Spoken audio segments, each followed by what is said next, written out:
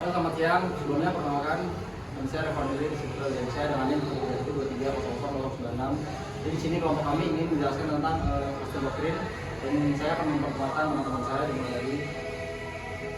Perkenalkan, nama saya Mutiara Safira Isabella dengan NIM 13230086. Perkenalkan, nama saya Farah Fatia Surya dengan NIM 1312 Saya Adi Kumala Surya dengan NIM 1312 saya sebagai Ustaz dengan NIM 1312 Oke, di sini saya dan kelompok saya akan menjelaskan tentang Castle Doctrine dan Ius Cogens. Kelompok saya akan membawakan 4 materi, yaitu apa itu Castle Doctrine dan Ius Cogens, Castle Doctrine dalam perspektif hukum internasional, lalu apakah bisa diterapkan di Indonesia, yang terakhir adalah apakah Castle Doctrine bisa dianggap Ius Cogens. Berikut adalah penjelasan dari kelompok saya. Terima kasih. Ius cogens adalah istilah Latin yang berarti hukum yang memaksa. Istilah ini merujuk pada norma-norma hukum internasional yang tidak dapat dikurangi atau diubah melalui perjanjian atau kesepakatan tertentu. Konsep ini berasal dari hukum Romawi yang menyatakan bahwa beberapa aturan hukum tidak dapat dirubah atau dikurangi karena nilai-nilai fundamentalnya yang dijunjung. Lalu ius cogens diakui oleh sebagian besar negara dan penulis sebagai bagian dari hukum internasional. Namun, masih ada perdebatan tentang isi, sumber, cara identifikasi, dan aplikasi jus cogens, serta efek dan perannya dalam tatanan hukum internasional.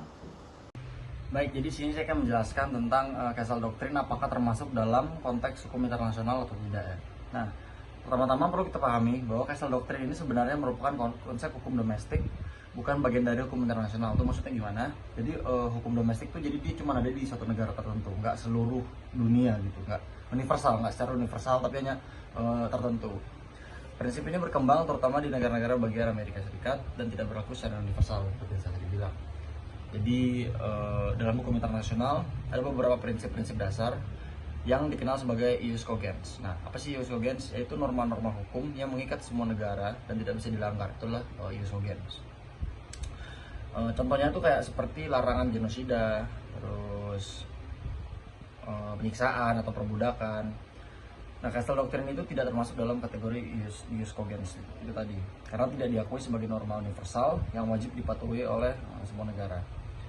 Hukum internasional cenderung fokus pada perlindungan hak asasi manusia dan tidak secara spesifik membahas hak untuk menggunakan kekuatan mematikan dalam membela rumah pribadi atau ranah pribadi.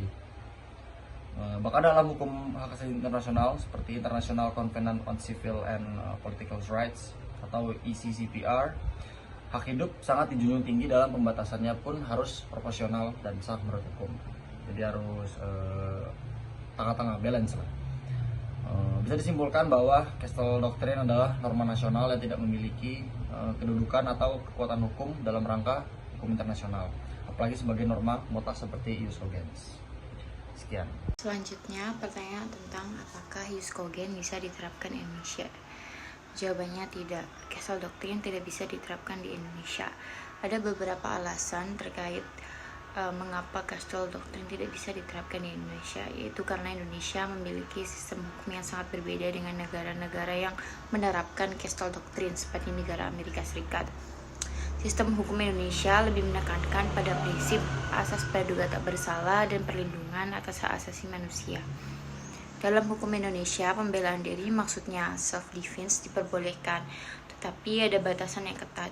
Penggunaan kekuatan harus proporsional terhadap ancaman yang dihadapi. Artinya, tindakan pembelaan diri harus sepadan dengan apa yang telah dihadapi. Castle Doctrine seringkali membebaskan seseorang dari kewajiban untuk mundur dan mengizinkan penggunaan kekuatan mematikan di rumah sendiri. Hal ini sulit diterapkan di Indonesia karena prinsip proporsionalitas. Dan hukum pidana di Indonesia yang diatur dalam Kitab Undang-Undang Hukum Pidana, maksudnya KUHP, dan hukum-hukum lainnya mengatur tentang pembelaan diri. Pembelaan diri yang melampaui batas proporsionalitas bisa berakibat pada tuntutan hukum. Selanjutnya, apakah Castle Doctrine itu bisa dianggap sebagai ius cogens? Jawabannya tidak bisa, karena ada beberapa alasan tertentu. Seperti yang pertama, Ius cogens itu bersifat universal dan mengikat semua negara. Sedangkan Castle Doctrine, dia itu hanya diakui di beberapa sistem hukum nasional tertentu.